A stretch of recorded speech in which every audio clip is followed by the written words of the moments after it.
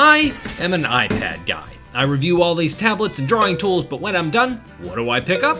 My iPad Pro and my Apple Pencil. Welcome back, Brad! Every so often, something does come along and I'm like, oh man, this is cool. Maybe I should switch to that. And I have changed out my daily driver from time to time, just because I do come across a device that I think is just too cool not to switch to. The one that stuck with me the longest was the Galaxy Tab S8 Ultra a few years ago. Huge, beautiful screen. Android was coming into its own with apps like Krita and Clip Studio Paint coming to Android for the first time. I used that tablet a lot, but after a few months, back to the iPad. Oh, you're home! So here I am again, looking at a tablet and thinking, oh man, this could legitimately replace my iPad. And oddly enough, it's basically a Galaxy Tab Ultra with a Wacom spin on it.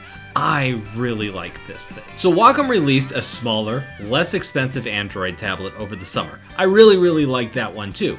But it's only 11 inches, and it's a little bit underpowered, but a solid value at its $450 price tag. But this solves all my problems. Cue the theme song. Brad likes to draw and review tech. He slaps them all together in a video.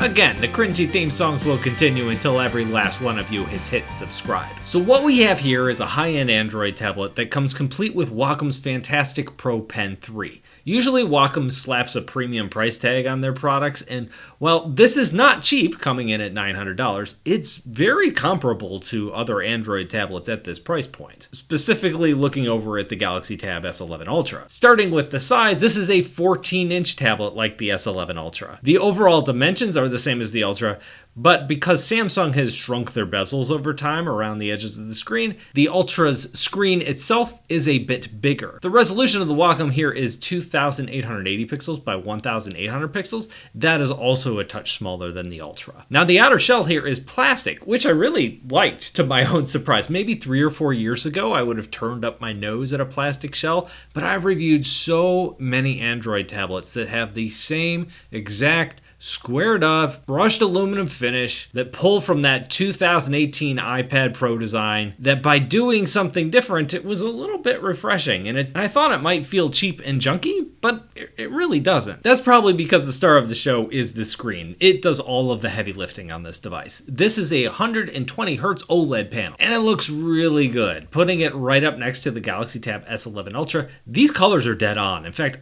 they are so close, I would not be surprised if they sourced this screen from Samsung themselves. The latest version of the Galaxy Tab does get brighter, but Wacom does hold its own with a 900 nit peaks of brightness on this screen. One thing that's kind of funny about this is when you first turn it on, Wacom just put a light gray background wallpaper on the tablet screen. Every other tablet maker in the known world goes out and puts some crazy colorful wallpaper on their tablets to show how nice their screen is and how good and punchy the colors are. And Wacom's just like, nah dawg, we're good. You get gray. So it doesn't have that wow factor that many tablets do when you first boot them up. I ended up going out and just finding a kind of a generic colorful background just to make this feel better. There's also an anti-glare etch glass coating on this screen. This is one of those features that is going to turn some people off, and I get it. But this is one of the things that I love most about this tablet. That coating, while fairly smooth, does give you more traction than the glossy glass screens you find on most Android tablets when you're drawing. But that's not to say that glossy glass screens don't have their place. The reason they're so ubiquitous in tech is because they make the screen look better. A matte finish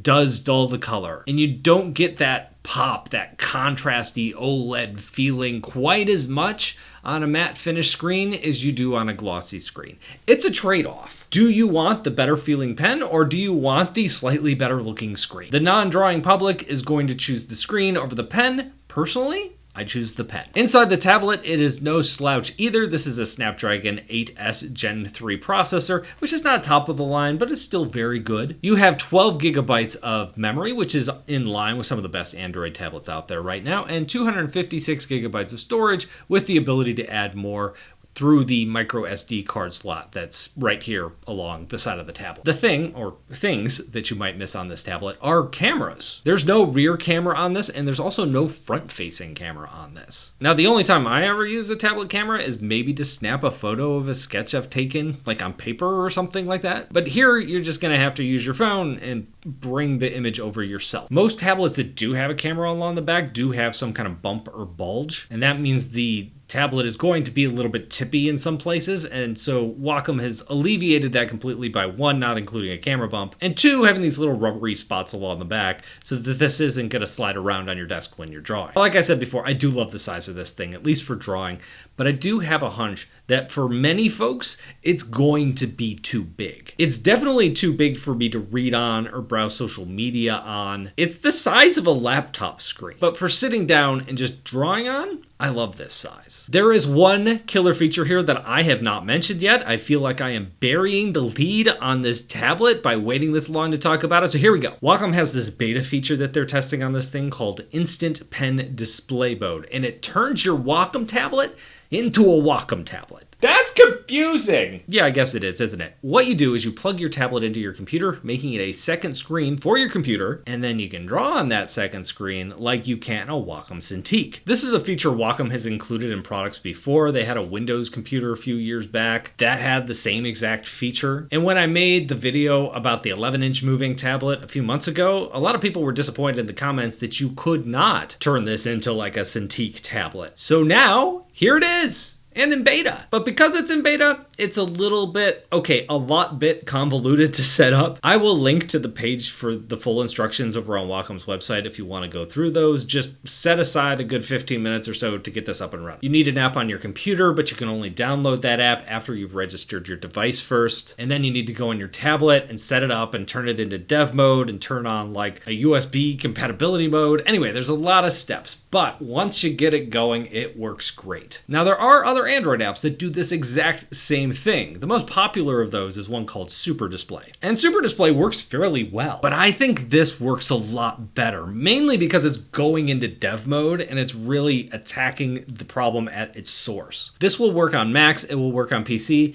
and it's a Wacom only setting. So this will not work on other Android tablets. I tried to get this to work on my Galaxy Tab, but it doesn't have the Wacom's Labs software already installed on it, so I wasn't able to go into settings and turn it on, and that's a settings level customization, so I wasn't able to get it working on anything but the Wacom tablet. But drawing in this mode was really good. I jumped over to Clip Studio. I'm using Clip Studio a lot here, but the main reason why is because Clip Studio let me do an apples to apples comparison, right? I was able to use it natively on the tablet, then I was able to jump to Windows and use it there and kind of get a feel for what the differences are.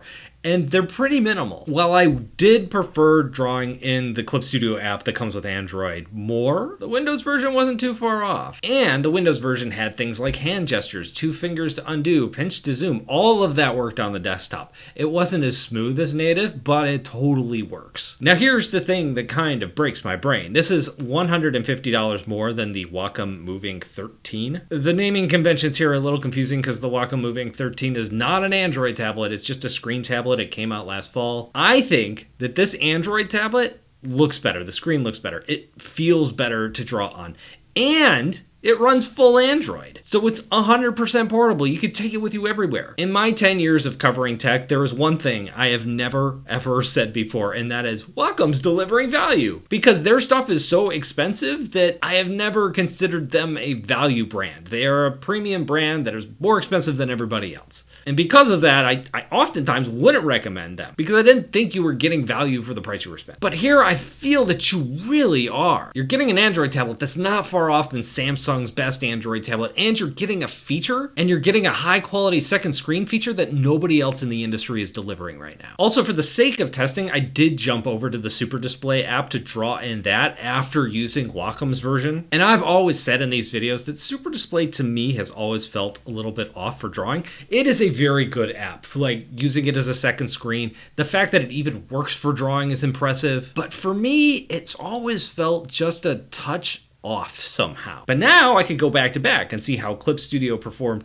natively on the Wacom using it that way, and then using Super Display plugged in with the USB Type-C cord. And I could see that Super Display, while doing pressure, doesn't handle it quite as well or quite as nuanced. You feel the lag just a touch bit more on Super Display. It's just those little things, and when you add up all of those little things, the experience doesn't quite feel as good as drawing natively on the Android tablet or drawing with Wacom's new second screen options. I might do a full video on Super Display at some point. I've been meaning to do that all year. So if I ever get to a point where new products stop rolling in every week, I definitely plan on going and revisiting that. Oh, this video needs a sponsor. Let's shout out bradsartschool.com. Chances are, if you're interested in this tablet, you already are drawing and probably don't need my Learn to Draw in 60 Days course because it's really designed for beginners. But if you've ever done an art tutorial or taken an art class and thought, this is way over my head, that's where my 60 Days course comes in. It's designed to teach you the fundamentals that are going to help you tackle harder stuff down the road.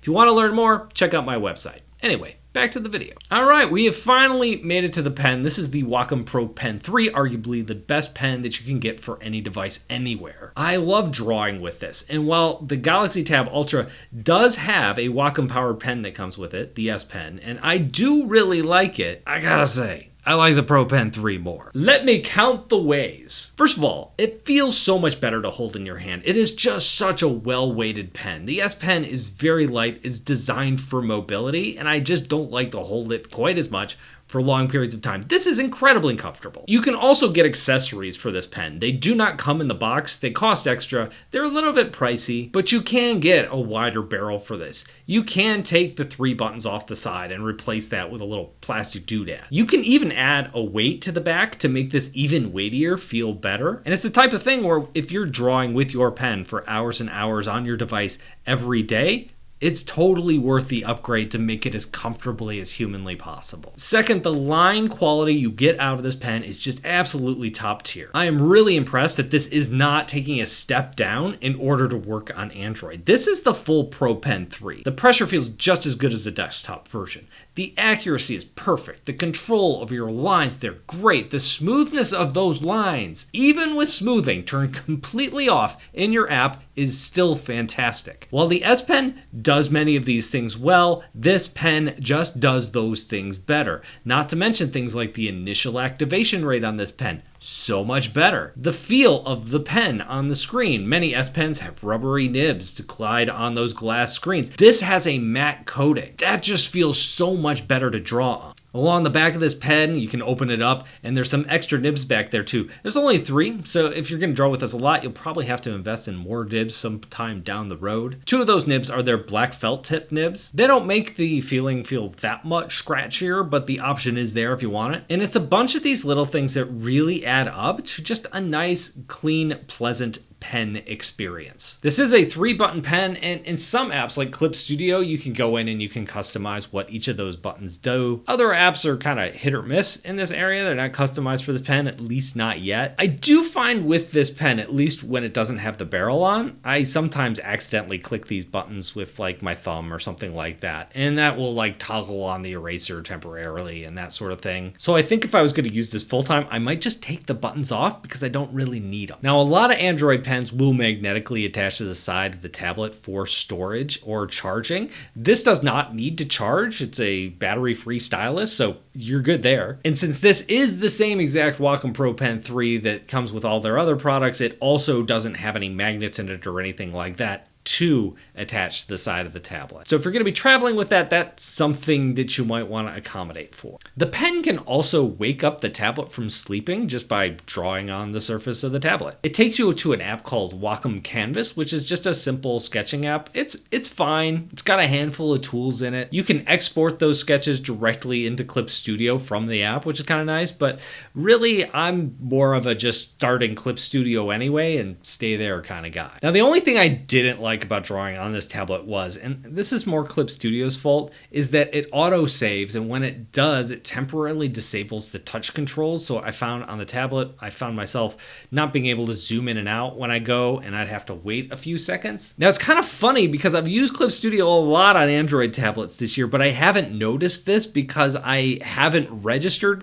Clip Studio, and when you don't register it and you use the demo version, you can't actually save your file. So I never really noticed this little quirk. You can set that autosave feature to like only save every 5 minutes, 10 minutes. I think you could set it up to 60 minutes. Which brings me to another downside of Android apps is that they're just not as stable as desktop apps. Not that Clip Studio or Krita or any of the others crash a lot. However, I do find they crash more often than Windows apps or Mac apps. And because of that, the autosave feature is kind of a lifesaver. Now, if you are looking for other drawing apps, I just mentioned Krita a minute ago. It's really nice, especially on this tablet because of how much screen real estate you have. There's another app called High Paint that I've used a bit. It's a Procreate clone. It works really well on this. iBez Paint X is one that a lot of folks in the comments really like. It is a solid, free, ad-supported app, and that's just scratching the surface. Android has a lot of options out there. Now, I do want to touch on the accessories here because right now, Wacom is selling extra things like extra nibs for the pen, those extra pen parts, a little stand thingy, but there currently isn't any kind of cover accessory available. It looks like one will be coming at some point down the road. There are little divots along the bottom of the tablet that looks like they're going to support a cover at some point, and they look identical to the divots on the bottom of the Galaxy Tab. And I was curious, would my screen cover protector thing fit on this?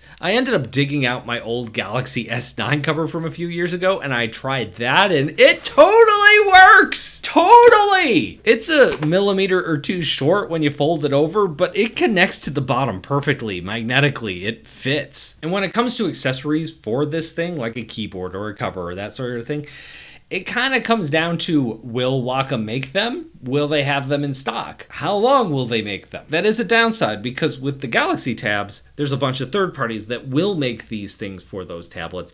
I don't think that'll happen here because it's just too niche. So overall, yeah, I really like this thing. Spec for spec, it doesn't keep up with the Galaxy Tab S11 Ultra, so on paper you might say, meh, but when you look at the experience of actually using it, it's really designed for drawing. That matte screen, that really nice pen, the ability to connect it to computer and use it as a traditional drawing tablet. Those are the things I care about in an Android tablet, and those are the things that Wacom is delivering here, and they're delivering with quality at what I think is a very good price. But what do you think? Let me know down below in the comments. Thank you all for watching, and I'll talk to you in a couple of days.